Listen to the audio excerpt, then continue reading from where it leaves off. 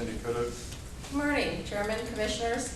We have two items before you today. One is the solid waste business plan, and the reason we're bringing that forward is it'll be part of your budgets. It's actually part of the budget submission, in which we want to talk to you a little bit about some changes we would like to make out at our landfill to address what we call our mom and pop customers, so they don't intermingle with our more commercial, as well as some rate restructuring in that area. But before we go there, I do want to turn it over to Jeff Yates, who has just a very small item on GO refinancing or refunding, or both. Refunding. Sorry. Okay. Okay. Thank you, Cindy. What we have in front of you real quick, and the reason we have permission for us to execute the necessary applications to the LGC as well as Raymond James Bank. We've been working, those of you who are on the board, I think 3 of you, Commissioners Helms and Simpson and Agnes, were on the board when we took out our swaps 2013. And we did the $20 million termination, and remember we eliminated that at the time. And we said at that time we continue to work our portfolio to try to eliminate that loss and gain that back through present value savings and so forth. What we have in front of you today is permission to kind of fix out that last piece. And I got really good news is we've recovered that whole $20 million loss, and if we get the rates we've been given, and I believe that's coming on the 11th, as referenced in our memo, we should be able to turn that into a net present value savings of about $2.5 million, going beyond the $20 million. So we actually have done a significant amount of work. Chris Alexander in our office has worked tirelessly on this, and we've been working with our banks. So what I'd like for you to do today is give me permission to go ahead and execute all the necessary documents and all the necessary steps to make that transaction happen. Are there any questions? We gave you a pretty extensive a memo on the topic, and we can absolutely provide more information if you need it. We just have some timing issues coming with the LGC, and rate locks are limited. Chris? No, LGC, and it's a conversion, it is not a refunding. Thank you. Conversion, not refunding, that's a very specific thing we have to say, sorry. It's a conversion. Saving us how much? With this transaction, we'll have turned our $20 million loss into a $2.5 million gain. So we gained back, I guess, take that the other way, $22.5 million. Commissioner Rushing, this would be a savings, gross savings of approximately $11.25 million, or net present value savings of about $7.57 million on this transaction just for the Series 2007A and Series 2007C bonds. Need a motion? Yes, please. You gonna make a motion? Sure. Motion to convert this debt And authorize me to execute. and authorize you to execute whatever you need to do to make that happen. All those in favor say aye. Aye. Any opposed? None? Thank you very much. Thank you. Ed? Okay. I think everyone knows Ron. I was going to make sure everyone did know Ron Gilkerson is our Solid Waste Division Director. Ron started with us just a little over a year ago. And Ron is really responsible for most of the transformation that you're going to see at our solid waste operation that's allowing us to move forward with these programs. So I'm going to bring it forward, talk to you about some of the 3 efforts that we're looking at doing here as part of the budget. And Ron's going to answer all the hard questions. As Ms. Cotis told you, there's 3 things we want to talk to you about this morning. One is our yard waste composting program rates. We talked to the board a little bit about this with the approval of a grinding contract for yard waste about a month or so ago at the board meeting. I want to talk to you about our construction demolition debris program and the new proposed rate structure for accepting construction demolition debris. And then finally, we want to talk to you about the reworking of our convenience site at the landfill site for our residential customers. Right now, our residential customers at the landfill essentially come in and use the same entrance, same area as our commercial customers. They're using the tipping room floor at the transfer station to offload waste, and becoming a real challenge. So first, yard waste. Some background on our yard waste. Past practice was to collect yard waste and pallets, so wooden pallets. We charge a fee of $35 per ton. We collect that waste, and then periodically, sometimes every 6 months, sometimes a little more often, sometimes it has gone longer than that in the past, we would contract for someone to come in and grind down that waste, reduce the bulk of it, and haul it off to either dispose or reuse of it. We had large volumes stored for an extensive period of time as a result of that, because it was just a periodic operation. And we relied on the marketplace to give us the best price. So we counted on whoever was coming in to do that grinding of that waste and the reduction of that waste to find an appropriate market for it, and hopefully then through a competitive bid process bring that savings back to us. Our challenge is there was very little competition for this program. We've been using the same contractor for years, even when we go out and rebid it. And the last contract was costing Union County $32 a ton to process and dispose. So we're charging $35 a ton for the waste to come in, essentially paying somebody $32 a ton to process it and get rid of it. So we were making a marginal amount on each ton, but it was really a break-even type operation. Our formal compost operation did not look like much of an operation. Again, the vendor would grind it, break it down, leave it in piles. It wasn't managed, wasn't controlled. And really it was a continuing effort then to, okay, you've reduced the pile to this fine material, you need to haul it out. And it wasn't a very well-managed program. What we're proposing now is to actually move to a yard waste composting operation where we will actively manage the waste stream. And the first thing we're doing already is we're segregating out that yard waste that comes in. It used to be all yard waste that came in, whether it was leafy waste, grass, trimmings, bushes, all went in the same pile along with woody waste, trees from construction or land clearing, all went to one pile. So now we segregate it and we just take the woody waste, put that in one pile, we put our leafy waste in another pile because leaves don't need to be ground down. So we were paying to grind everything in the past, even though we didn't need to be grinding that woody waste. So we're segregating it out into that leafy yard waste, woody products, and pallets. We're still utilizing that outside service for the reduction of this material. So that was a contract the board approved a month ago, was to still have a contractor come in. It was a huge investment for us to buy that grinding piece of equipment ourselves. And we said it just doesn't make sense for us to make that kind of investment. Let's use that private market to come in. So we're still having the private sector come in and grind that waste and reduce it. But at that point, we then handle it. We combine the ground down woody waste with the yard waste, with the leafy waste, and put it into, this is not a picture of our landfill. This is a picture of what our landfill will look like within the next couple of months for our yard waste. But just as a comparison to that. So it was not a managed operation in the past. It was basically piles. It wasn't compost. It was just partially degraded yard waste material. Was not marketable as compost, and that's why we weren't getting a good price. So by breaking it down, managing it ourselves, we think we're going to be able to not only save money on the grinding, since we're grinding a lot less, we're going to be saving $50,000. The bid we just put out that the board approved, we were paying $32 a ton to come in, grind it, and dispose of it. We're now paying $17.50 a ton just to grind it and leave it there. That product then becomes ours, and we think we're very confident we're going to be able to sell that product for up to $20 a yard. So we're going to be setting up these windrow piles. We've already moved forward with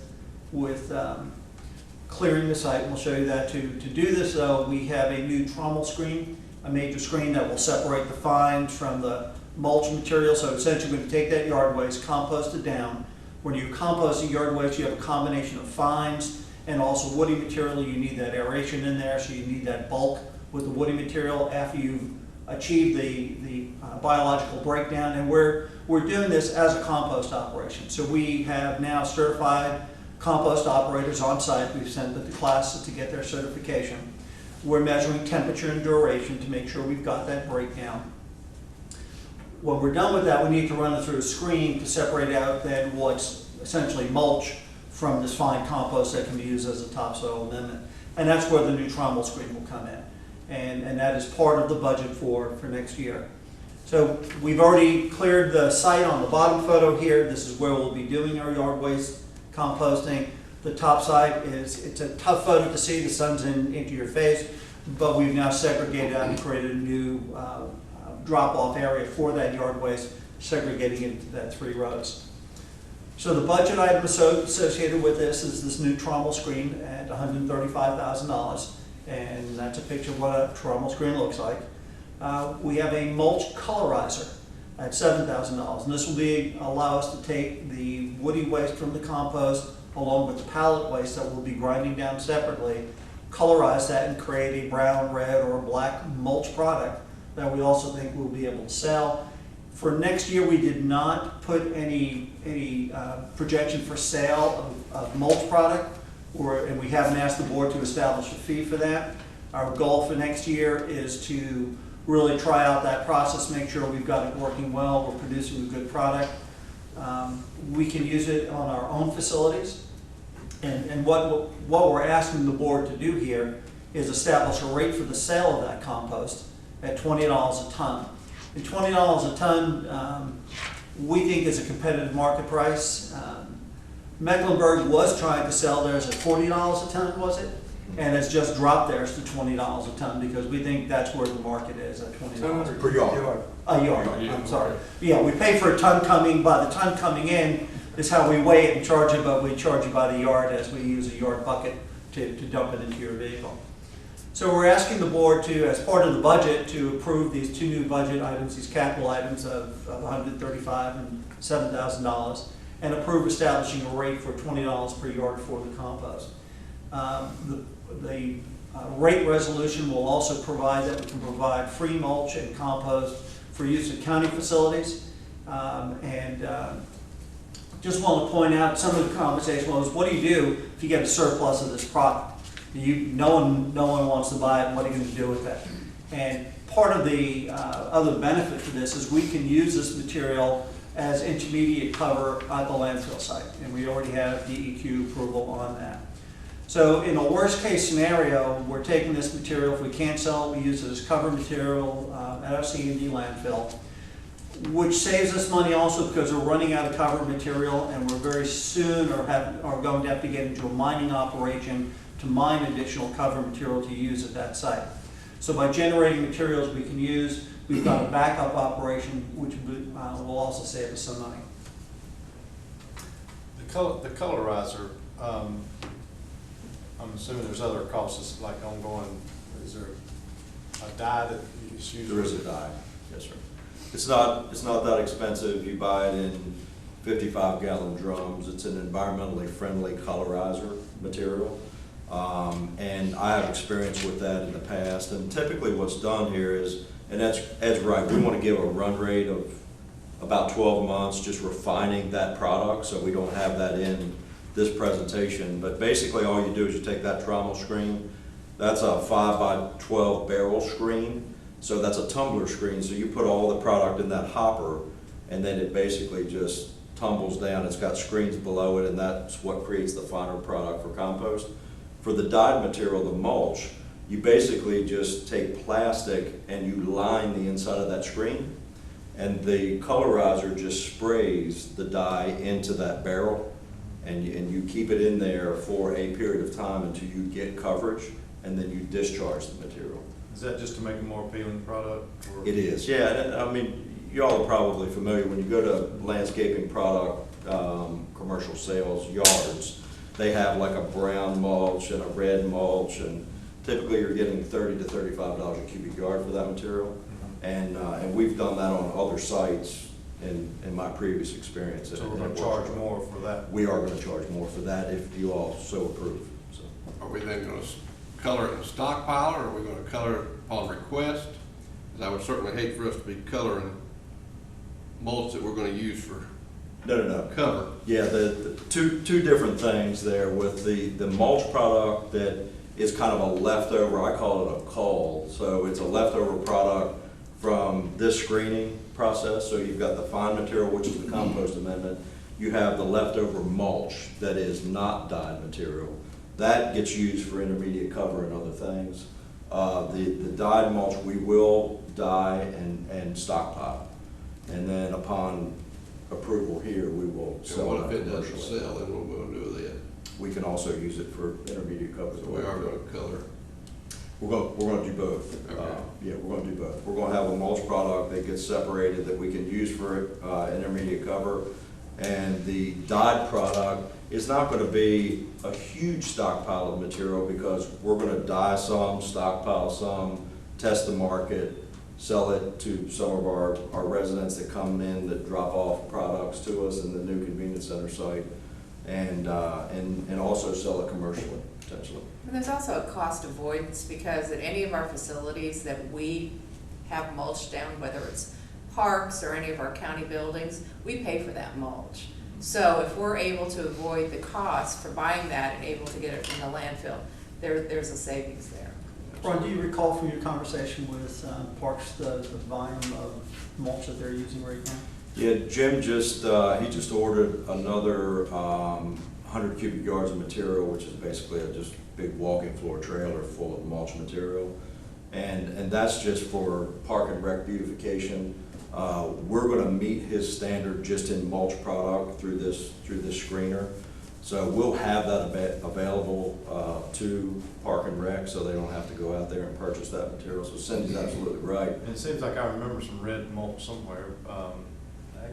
Is there red mulch at the Ag Center? So if we needed it for our own buildings, that would. Absolutely. Yeah, right now, as part of the landscape contract for all these facilities, it's part of their unit price of going out and getting mulch material to mulch once, twice a year here at least, that they're doing that. So as we get this product up and running, we'll be able to use it there also.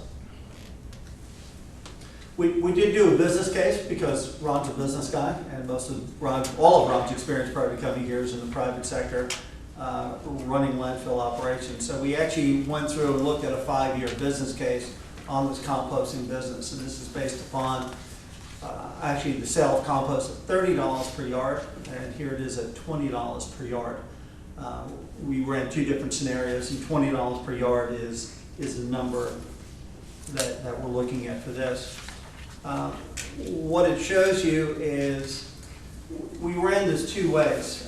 One, in the private sector, you would depreciate capital investment. So if you make a $135,000 capital investment, you would depreciate that over 5 or 10 years. We depreciate that over 5 years just to show you what the investment would look like. And that's this top line here.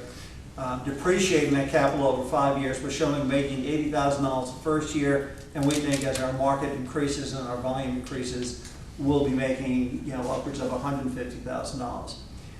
The way government works, though, we don't depreciate capital. We expense it. We buy a $135,000 piece of equipment. You pay for it this year, and it hits your bottom line this year as a one-time expense.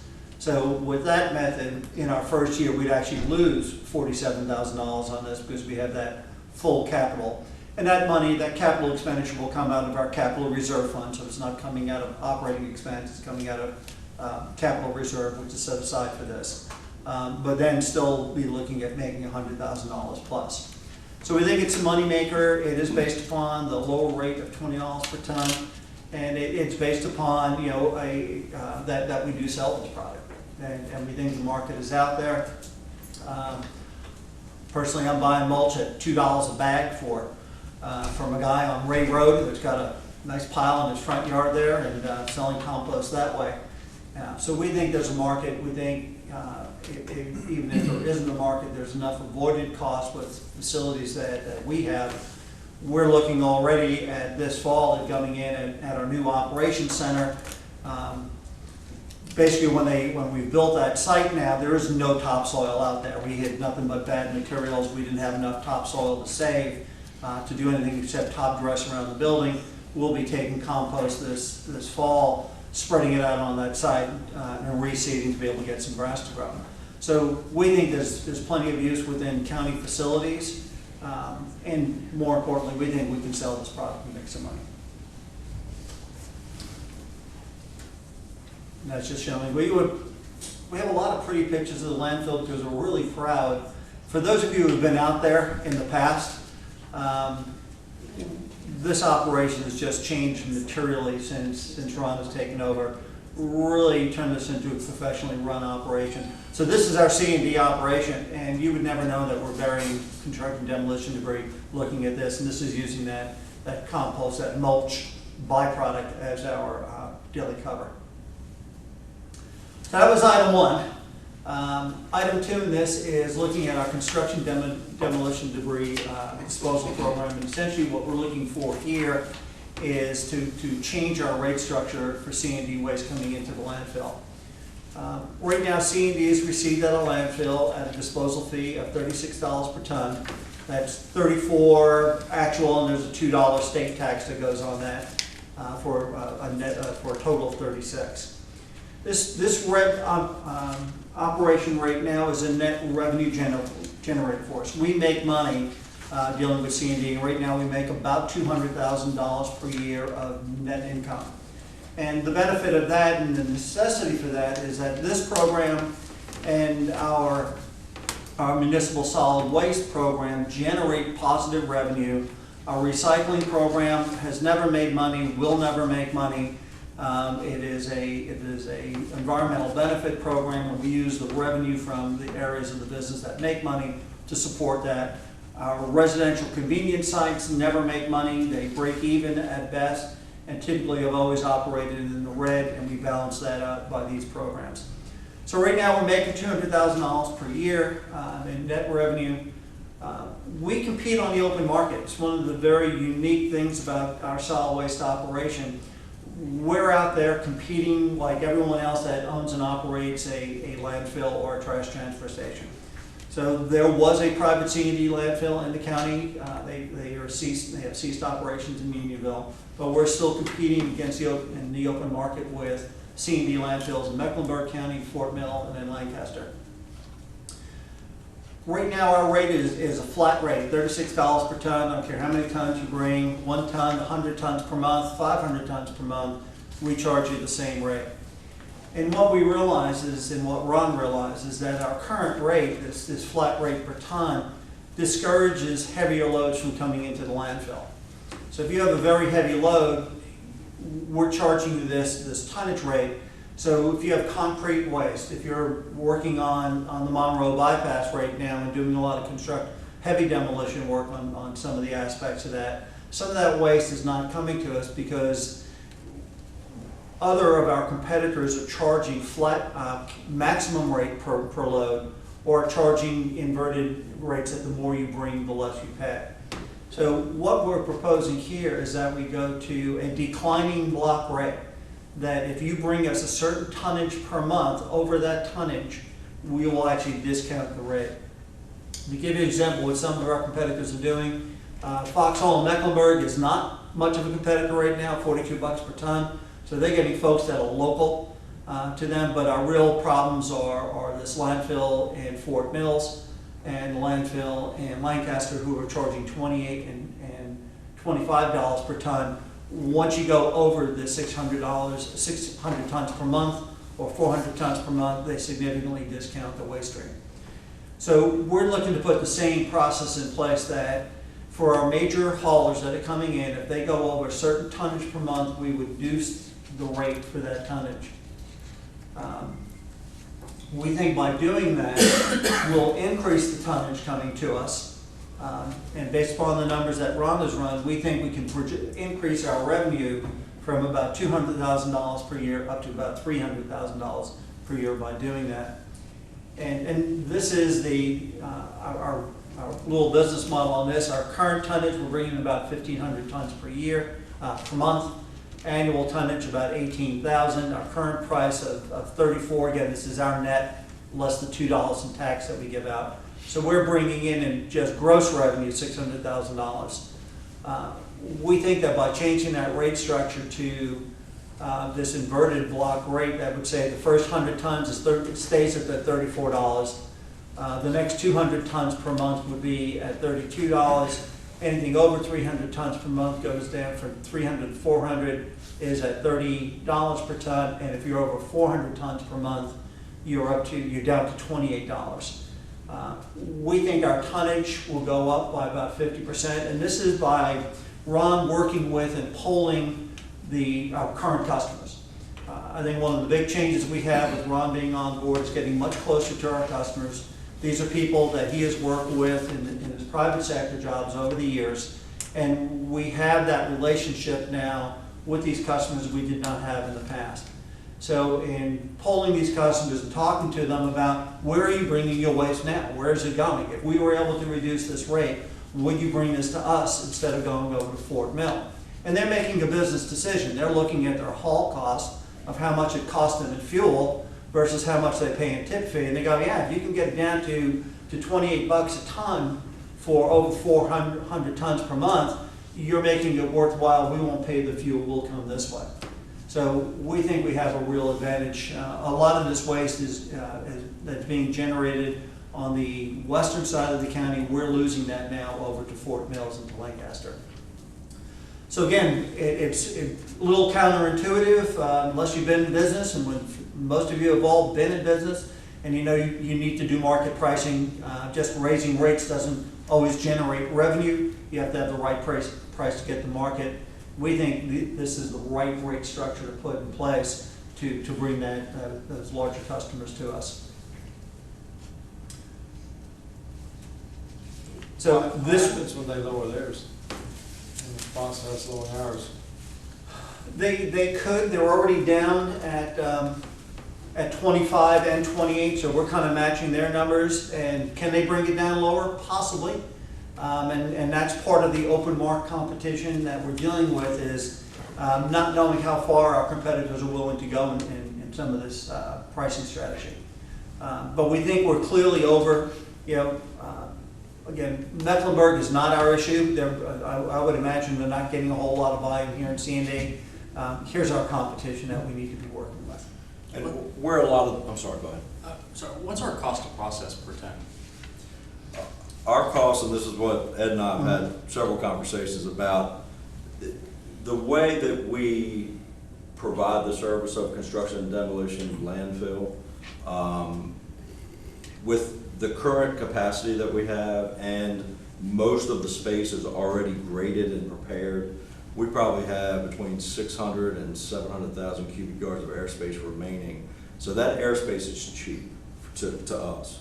But for us to process it, if you're adding 6,000 tons per year, what's it cost for us to process that now? For example, you've got the current revenue at 613. What's our operating expense for the C&D process? Well, I can tell you we're less than $10 a ton to bury that material currently. Okay.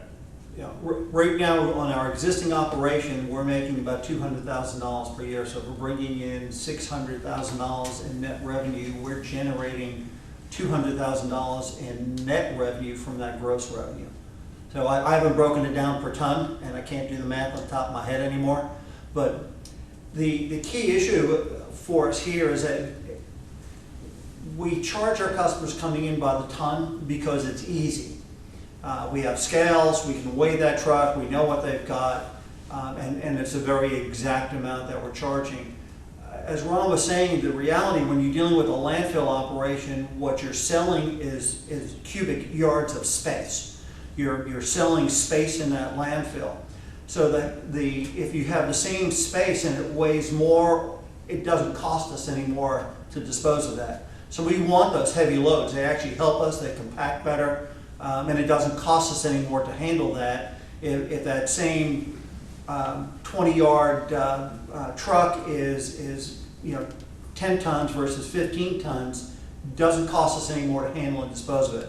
So we're trying to encourage those heavier loads to come here and not have someone be looking at it and going, gee, I'm not getting any discount on this, I might as well go someplace else. Well, and the reason I ask is because diminishing return by adding 30%, we increase our revenue, but not to the same level because of the declining rate. But if we're processing at less than $10 a ton, then if they continue to cut their rates and we keep going down, we're going to reach that point pretty quickly where it's not cost effective. You're absolutely right. You will reach a point where you go, we can't cut anymore because we're at that break-even point. We haven't run those numbers yet because we think there's enough given here to make this work. My background is C&D for many, many years, and having the space that we have currently, the permitted space available to us, basically we're a piggyback C&D on top of an old MSW landfill. So that space is so inexpensive for us to operate. Another thing too is you all approved a reman compactor for us to purchase, at the landfill. And that has made enormous strides for us in compaction. And Ed was right based on volume. You know, you might bring it in a 30-yard container, but by the time you pack it, we've got 0.75 tons per cubic yard or greater. So we're after that 1-to-1 ratio when we put it in the ground. And we weren't doing a good job of that before, but that decreases our cost in operation because that airspace is what we're selling. And I know it to be definitely less than $10 a ton for us to bury that, so. So what is the additional volume per year? How does that equate to the lifespan for the landfill? We've got 600,000 to 700,000 cubic yards of airspace, and you know, under this business case, we'll be bringing in about 2,000 tons a month, or a little bit greater. So that's 25,000 tons. If you figure that equation comparison between cubic yards and compaction per ton, we got 30 years of capacity at that rate. So, Thank you. Absolutely. So as part of the budget, we'll be submitting a rate sheet that will show the rate structure. The money that's made in this, Mhm. give me an idea of what are we offsetting with the money that we're making this? We're offsetting this revenue against our recycling programs, yard waste, household hazardous waste, white goods, recycled oil, other metals, plastic bottles, and that we do at the convenience side. That loses a couple $100,000 a year. So that is not a moneymaker. And our convenience sites also lose currently, I think, in the order of still $100,000 to $200,000 per year. So any money we can make on this benefits our convenience sites and keep the rate. Benefits the convenience sites. And one of the things we're trying to do, we are now, only in the last 2 years, we have operated the total solid waste program in a net revenue framework. Prior to that, we went for at least 4 years where every year we had to help fund the operations by pulling money from reserves. So we were losing $200,000 to $300,000 per year overall and funding that from reserves. Our goal is to generate a net $100,000 per year total across the program to start funding that reserve to be able to fund equipment replacement as we go forward. So that compactor was how much? That compactor was 400,000+. So when we're buying some of this landfill equipment, yeah, it's pretty expensive, and keeping that reserve healthy to be able to refund, replace this equipment periodically. So that is a pretty picture of our C&D landfill operation, and you can see we really confined it to a small area. It used to just be that whole open face.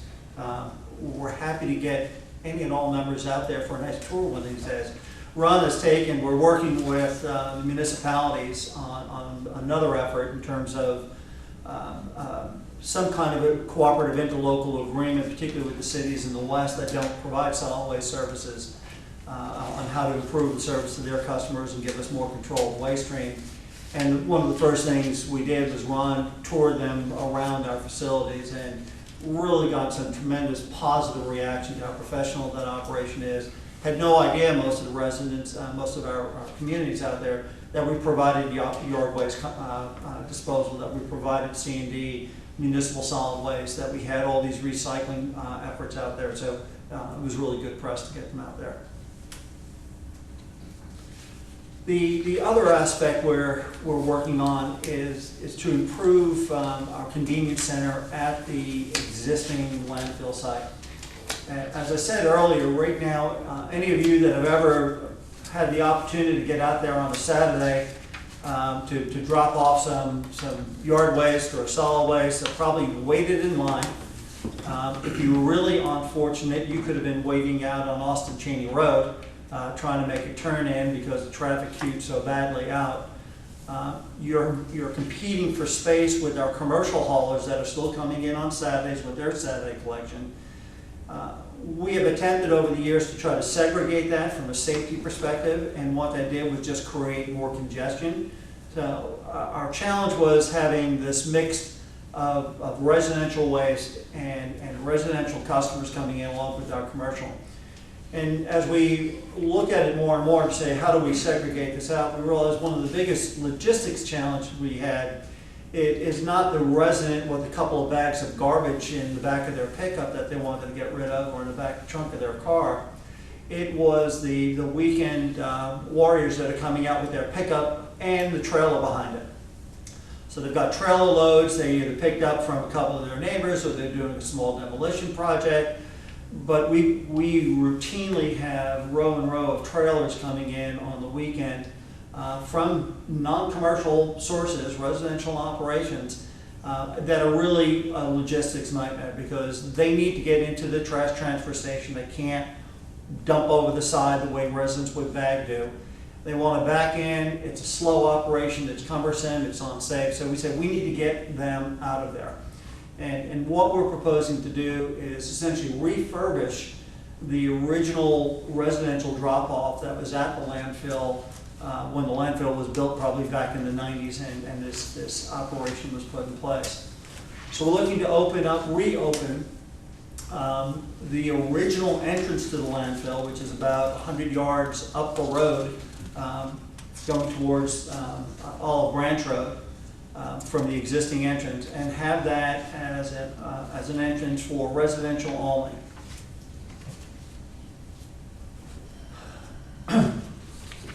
We'll be making use of existing traffic ways that are there. We have to do some pavement restoration in these areas, but essentially keeping the traffic ways that are there. We'll have specific drop-off areas then for residents coming in that are just dropping off bag garbage, and that exists right now. We cleaned that up about 6 months ago as part of an interim operation we needed to do. And what we're proposing now is to create, just down from that, an area where if you're coming with the trailer, you'll be able to pull in alongside a low-profile dumpster that's only about this high, and be able to offload your waste into that dumpster. And what it will look like is this. So here's the old entrance to the landfill, the existing main entrance, again about 100 yards down the road this way. So you would be coming in this way. This is a retaining wall here with existing containers that we use. We used them in the past for recyclable materials. We essentially took that out of operation and moved our recyclables to the back. So this would be for residents coming in with bag garbage, bag yard waste, bag recyclables or loose recyclables, be able to drop them off to these containers here, and then pull out this driveway and leave. If you have trailer waste, you'll come in, and this is the area we're now reworking to make better for our trailers. This is where our contractor currently stores his trailers that are used for hauling out our municipal solid waste. So we'll be moving some of his trailers here, further down the site, clean this area up, segregate the traffic ways here to keep people coming this way, not being able to get down in this direction. So we'll be gating this and gating this. And the plan is really pretty simple. Just you'll come in, drive between these trailers, be able to drop your waste off. They'll be labeled obviously for C&D waste, yard waste, and municipal solid waste, and allow our customers really to come in and out very easily. And then again, pull straight out. This is an existing roadway here. Needs a little rework right at the entrance here, but otherwise it's really, the road's in good shape. Again, the benefit, it will take all this traffic out of here and segregate it away from our commercial operation. The expense in this is really a new full-time site attendant, which is a pretty entry-level position that will be required to man this site here, to be able to direct traffic and collect our fees as people come in. The fee structure we're proposing is a flat rate. If it's bag garbage, it's the same as all of our other sites. So we have our bag fee right now. We're not looking to change that. But what we're looking to do is create a standard flat rate fee for trailers. Right now, what we do, all those trailers go across our scale.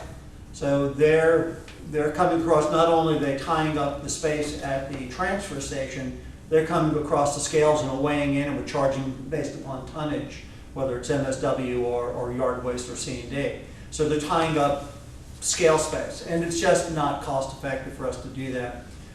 It's inconvenience for the operators. Someone comes in, they got to be weighed, they got to get billed, they got to pay, and then they can go. This will be quick, come in, pay a flat rate, go dispose and go. To look at a rate structure, what we did was had our staff collect detailed records over about a month-long period, a couple weeks period. 6 months. Didn't realize we did it that long. So for a 6-month period, we went back and looked at trailers that were coming in and segregated out that information from our billing system and said, okay, for single axle trailers, what's the average price we're charging, average price per ton that's coming across that. Obviously, some trailers are going to come in loaded, some are going to come in much less empty, and you're going to have an average on these things. So for MSW, we came up with an average of about $11 for a single axle trailer and $24 for a dual axle trailer. Pickup trucks, we did not segregate out that way. Most of it was bag garbage coming in. So we're looking at a flat rate that kind of reflects these averages, that a flat rate for MSW would be $10 per ton, and for a single axle, $20 per ton for a dual axle. It's not per ton, it'd be $20 for the trailer. If you got a dual axle trailer, you're going to be charged $20. We're not going to weigh you. It's a flat rate of $20 as compared to doing it on a per ton basis. Similarly, for C&D waste, we looked at what our averages prices were that we were charging our customers for C&D, and the average price for a single axle came out about $13.50, for a dual axle about $33. We rounded this one up a little bit, rounded this one down, saying basically $15 and $30, and a pickup truck, we're just plugging at $10. Yard waste.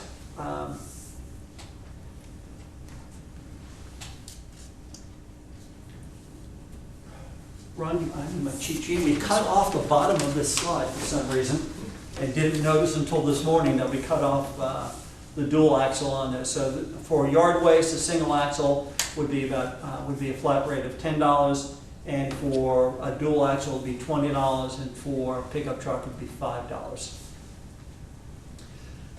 Obviously, the challenge here, someone comes in with a very light load, and they're going to go, gee, if I went across the scales, it would only be $10, and I got this dual axle trailer, but it's sitting here empty, and you're charging me $20.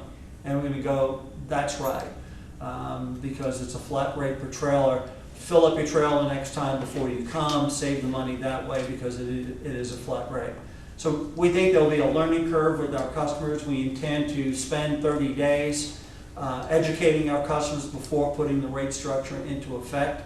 So we'll get that information out there, let them know that how we're going to do this. And we know who these customers are now because we're dealing with them now. So we'll do direct outreach to those customers. But we think the benefit is just getting them away from that scale, getting them away from the trash transfer station. We absolutely just need to get them away from that transfer station. It is really a safety issue.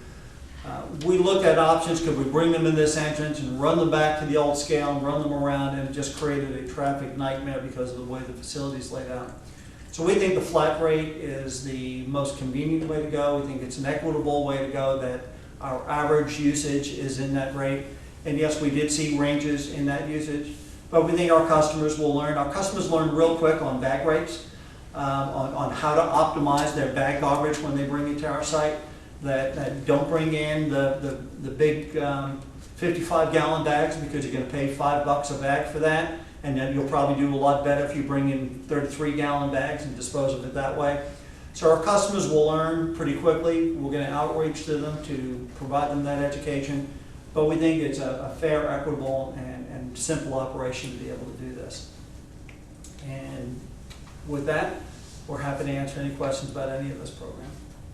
Just as a final thought on that, other counties do something like this, similar to this. Mecklenburg, in comparison, has similar rates. They have a lot of convenience centers like we do, but they're full service convenience centers, and they don't have scales. So they charge them flat rates to get them in and get them out and get them directed around the site, and that's worked well for them. We also previously, in my private experience, we had flat rates for C&D and other materials because we needed to get that residential customer off the scale as quickly as we could. So we charged them a flat rate. they'd go to the back and dump in the appropriate area and get on out.